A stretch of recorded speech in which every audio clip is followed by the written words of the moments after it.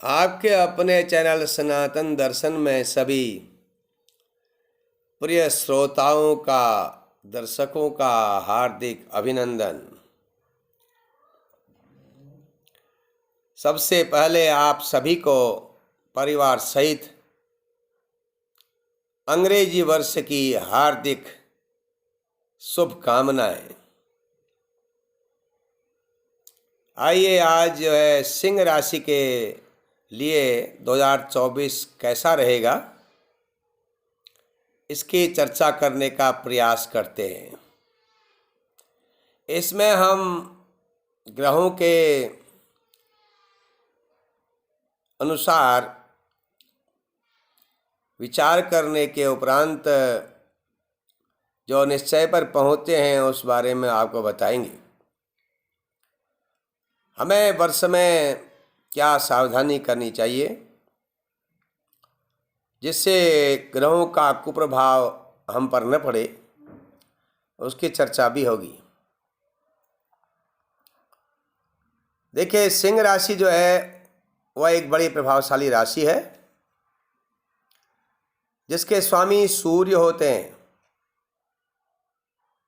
ये एक पित्त प्रधान राशि है। वर्ष में सूर्य की जो अलग अलग राशियों की स्थिति है उसका प्रभाव भी सिंह राशि वाले को विशेष पड़ता है, और सिंह राशि का अपना विशेष स्थान भी है क्योंकि उसका स्वामी ग्रहों का राजा सूर्य है। आप अपनी जन्मपत्ति में देखें कि सूर्य, चंद्र आदि ग्रहों के अनुसार भी इसका फल मिलता है। आपकी राशि जो है सिंह राशि है। 5 के अंक में अगर चंद्रमा है तो आपकी राशि सिंह है, इसलिए ये फलादेश आने वाले गोचर का फल आपके लिए है। मघा, पूर्वा फाल्गुनी, उत्तरा फाल्गुनी, ये 3 नक्षत्र सिंह राशि में आते हैं। मघा के पूरी मघा 4 पाद, पूर्वा फाल्गुनी के 4 पाद, उत्तरा फाल्गुनी के 1 चरण सिंह राशि में होता है। देखिए, जन्म कुंडली में ग्रहों के आधार पर तो प्रभाव होता ही है। जन्म कुंडली में जो ग्रह जैसे जैसे प्रभाव आपके जीवन में करते हैं उनका संबंध गोचर में भी होता है। हाँ, ये निश्चय है कि गोचर में जैसे हम सिंह राशि का विचार कर रहे हैं उसमें जो अच्छाइयाँ हैं वह प्राय सबके लिए होंगी। उनकी मात्रा कम बाकी हो सकती है जन्म कुंडली में ग्रहों की स्थिति के अनुसार, लेकिन उस जो गोचर का फल है सबके लिए होगा। ये कैसे फल करता है? जैसे कि आप देखते हैं, गर्मी के दिन आते हैं तो सबको गर्मी लगती है। अब जिसका शरीर जल्दी ठंडा रहता है उसको उतनी गर्मी महसूस नहीं होती, या जिसके पास साधन है उसको उसका प्रभाव कम होता है। तो इस प्रकार से गर्मी का प्रभाव सबके लिए है, लेकिन किसी के लिए कम, किसी के लिए बाकी भी होता है। तो देखिए, सिंह राशि वालों के लिए पिछला वर्ष इतना बढ़िया नहीं था ग्रहों के आधार पर, लेकिन पिछले वर्ष की तुलना में इस वर्ष सिंह राशि वाले के लिए वर्ष विशेष फलदायक होगा। जो गत वर्ष का जो संघर्ष था वह काफी कम हो जाएगा। जैसे गत वर्ष शनि कुंभ राशि में था तो उसका कुप्रभाव होना चाहिए अधिक। इस वर्ष भी कुंभ में है, लेकिन इस वर्ष बृहस्पति की स्थिति थोड़ी भिन्न है, और बृहस्पति जो है मेष राशि में है। जो सिंह राशि या सिंह लग्न वालों के लिए 9वें भाव में होंगे, तो बृहस्पति 9वें भाव में ये अप्रैल तक रहेंगे, इसलिए अप्रैल तक का समय सिंह राशि वालों के लिए विशेष फलदायक होगा। इसमें मांगलिक कार्य होंगे और आर्थिक स्थिति में उन्नति होगी, पराक्रम बढ़ेगा, आत्मविश्वास भी बढ़ेगा, धन की आवक भी बढ़ेगी, धार्मिक कार्य भी होंगे। अप्रैल के महीने तक मंगल उत्सव आदि भी होंगे, मंगलकारी भी होंगे। यहाँ तक कि विवाह आदि शुभ कार्यों के योग भी बनेंगे। बृहस्पति के नवम भाव में, त्रिकोण भाव में होने से। बृहस्पति पंचम भाव के स्वामी हैं, अतः बच्चों के तरफ से भी, पुत्र या पुत्रियों की तरफ से, संतान की तरफ से भी प्रसन्नता का अनुभव होगा, खुशी मिलेगी। और बृहस्पति जो है मई में वृषभ राशि में चले जाएंगे। तो वृषभ राशि में सिंह राशि वालों के या सिंह लगने वालों के लिए दशम भाव में होंगे, तो इसमें बड़े लोगों से परिचय होगा, प्रभाव बढ़ेगा। घर में अपने मित्र लोग आएंगे, आपका अच्छे कार्यों में खर्च भी होगा, आपको धार्मिक कार्यों के साथ साथ सामाजिक कार्य में रुचि बढ़ेगी। अगर आपका कार्य क्षेत्र सामाजिक है, समाज के लिए आप काम करते हैं, तो वहाँ भी आपकी प्रतिष्ठा बढ़ेगी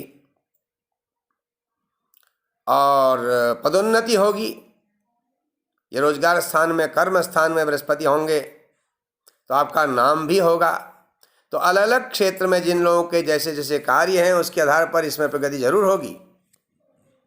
जिनकी नौकरी लंबे टाइम से लोग प्रतीक्षारत हैं, नौकरी पक्की नहीं हो रही है, वो जो है कच्ची है नौकरी, उनकी संविदा में काम करते हैं, उनकी भी नौकरी पक्की होने का योग इसमें हो सकता है। और बृहस्पति के प्रभाव से, क्योंकि बृहस्पति चौथे भाव को देखेंगे, इसलिए संपत्ति आदि का योग भी बनेगा। यदि आप घर खरीदना चाहते हैं, वाहन खरीदना चाहते हैं, कोई भी प्रकार की संपत्ति हो, आपके पुराने फ्रिज को बदल के नया लेना चाहते हैं या कार नई करना चाहते हैं, तो उसके योग भी मई से शुरू हो जाएंगे। तो ये बृहस्पति के प्रभाव से कुछ अच्छाइयाँ हैं। लेकिन आपको वर्ष में इस बात का ध्यान देना है कि आपको अधिक कर्ज लेने का, लोन लेने का बहुत फायदा नहीं हो सकता, तो सावधानी से लोन लें। अगर आपको ज़रूरी है लेना तो विचार विमर्श करके, परामर्श कर करके तय करें कि लोन लेना है तो कितना लें, कैसे लें। थोड़ा बहुत विरोधी पक्ष भी इसमें प्रभावी रहेंगे। आपके साथ कंपटीशन करने वाले लोग भी थोड़ा सतर्क रहेंगे आपके बारे में, तो इसलिए आपको इस मामले में सावधान रहना होगा, विवाद से बचना होगा। अब चर्चा करते हैं शनि के प्रभाव का। देखिए, शनि कुंभ राशि में है, सिंह राशि से वो सप्तम भाव में रहेंगे वर्ष भर। तो कुंभ राशि में रहते हुए बीच में बकरी भी होना है उन्होंने, तो थोड़ा बहुत ये पारिवारिक उलझनें हो सकती हैं इस अवधि में, इस वर्ष में। आपके जो जीवन साथी हैं उनका स्वास्थ्य का ध्यान देना होगा, सजग रहना होगा। ये राहु और शनि के प्रभाव से ऐसा संभव है। शनि के कारण कभी कभी आपके निर्णय लेने में असुविधा होगी, लेकिन बृहस्पति के प्रभाव से फिर फाइनली आप सफल हो जाएंगे सही निर्णय लेने में। अब आते हैं राहु के प्रभाव पर। राहु जो है वर्ष भर अष्टम भाव में रहेंगे। अष्टम भाव में जब राहु होते हैं तो ये अष्टम भाव में गुप्त स्थान कहा जाता है, आयु या अथवा मृत्यु स्थान कहा जाता है। यहाँ पर राहु के होने से थोड़ा सा आकस्मिक परेशानियों की संभावना रहती है, जैसे कभी फिसल गए, बाथरूम में फिसल गए, घर में फिसल गए, छत में फिसल गए, थोड़ी सावधानी करनी पड़ेगी, इसमें चोट लगने की संभावना रहती है। और ये कभी कभी गुप्तांगों के रोग भी पैदा करता है अष्टम भाव में राहु, ऐसा देखा गया है। और पाँव की परेशानी भी करता है, क्योंकि ये व्यय भाव को देखता है, क्योंकि राहु की 5वीं 9वीं बृहस्पति की तरह दृष्टि भी होती है, 7वीं तो होती है। तो राहु व्यय स्थान को देखता है, तो नेत्र कष्ट कर सकता है वर्ष में आपको। और इस अवधि में वर्ष के बीच में कोई इस प्रकार की परेशानियां आ सकती हैं जिनमें व्यर्थ के विवाद हो सकते हैं, थोड़ी पारिवारिक उलझनें भी आ सकती हैं, धन का अपव्यय भी हो सकता है, तो सतर्क रहना आवश्यक है। पैसे के लेन देन में सावधान रहें। इसमें राहु चैन कम होने देता है वर्ष में। राहु शनि की तरह होता है, इसलिए आप शनि के जो उपचार करते हैं और राहु के लिए भी कर सकते हैं। और राहु चौथे स्थान में होकर के संपत्ति के विवाद अथवा मां के स्वास्थ्य को बिगाड़ सकता है। केतु जो ग्रह है वो वाणी स्थान पर है, तो वाणी स्थान में केतु होने की वजह से ये वर्ष में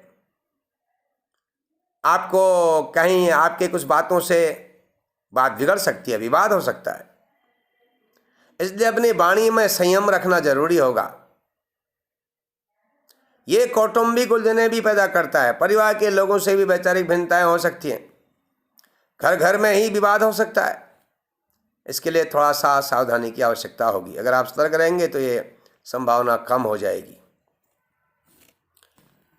आइए अब सूर्य की स्थिति के बारे में चर्चा करते हैं।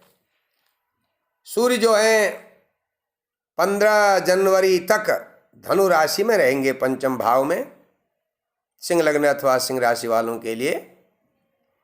पंचम भाव सूर्य के लिए इतना खराब नहीं है, क्योंकि पंचम में सूर्य हमारी बुद्धि को तीक्ष्ण कर देते हैं। हालांकि ये संतान के लिए इतने बढ़िया नहीं मान जाते, लेकिन ये लगने की राशि अथवा राशि का स्वामी होने की वजह से पंचम स्थान में संतान के पक्ष में भी वृद्धि करते हैं। उसके बाद सूर्य नारायण जो है 15 जनवरी से 15 फरवरी तक मकर राशि में रहेंगे।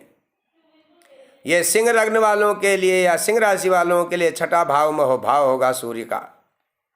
ये स्वास्थ्य के लिए इतना उत्तम नहीं होता। हालांकि छठे स्थान में सूर्य बड़े बड़े कष्ट से बचा देते हैं, लेकिन यहाँ पर लगने के स्वामी होने की वजह से थोड़े बहुत विरोधी भी पैदा होंगे। 15 फरवरी से 15 मार्च जो है वह सूर्य जो है सप्तम भाव में शनि के साथ होंगे, तो ये समय थोड़ा सा कष्टप्रद हो सकता है। इसमें आप सावधानी रखें। जीवन साथी के स्वास्थ्य के बारे में जैसे पहले चर्चा की थी, इन दिनों विशेष ध्यान देना होगा। 15 फरवरी से 15 मार्च के बीच ये शनि जो है सप्तम भाव में होकर के सूर्य के साथ चौथे भाव को देखेगा, जिससे अग्नि भय हो सकता है। घर में अग्नि से आग से सावधान रहें। घर संबंधी कोई उलझनें आ सकती हैं, जिससे आपको की शांति भंग हो सकती है। इस बीच में कोई विशेष निर्णय लेना फायदेमंद नहीं रहेगा। 15 मार्च से 15 अप्रैल सूर्य अष्टम भाव में होंगे। ये राहु के साथ होंगे अष्टम भाव में, तो ये थोड़ा सा पारिवारिक उलझनें और बढ़ा सकते हैं, विवाद हो सकते हैं। पिताजी के स्वास्थ्य में उतार चढ़ाव हो सकता है और गुप्तांगों के रोग इसी अवधि में संभावित होते हैं। नेत्र कष्ट आदि इस अवधि में छोटे मोटे ऑपरेशन होने का योग भी होता है, अथवा छोटे मोटी चोट लगने की संभावना भी रहती है। इसके लिए आपको 15 मार्च से 15 अप्रैल बहुत सजग रहना चाहिए। देखिए सूर्य के जो है चौथे 7वें 8वें 12वें, चौथे 8वें 12वें विशेष स्थान से कष्टप्रद होता है। तो यहाँ पर सूर्य अष्टम भाव में होंगे 15 मार्च से 15 अप्रैल तक। दूसरा थोड़ा सा प्रतिकूल समय जो होगा 15 जुलाई से 15 अगस्त, ये जो है इस अवधि में सूर्य नारायण कर्क राशि में होंगे द्वादश भाव में, तो यहाँ पर पैसे का अपव्यय हो सकता है। पैसा अगर आप कहीं देंगे तो लौट के आना मुश्किल हो सकता है, नेत्र कष्ट हो सकता है, कमर दर्द हो सकती है, नींद में व्यवधान हो सकता है, व्यर्थ के विवाद हो सकते हैं। तो इस महीने में इस मामले में सतर्क रहना है। लंबी यात्राओं का योग भी बनता है जिनमें थोड़ी असुविधाएं होती हैं, तो यात्राओं में असुविधाओं की संभावना भी इस अवधि में रहेगी।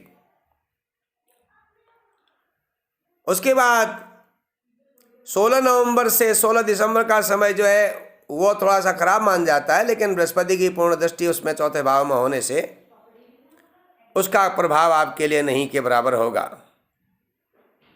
कुल मिलाकर के सिंह राशि और सिंह लग्न वालों का वर्ष बड़ा अनुकूल होगा, ज़्यादातर अनुकूल होगा।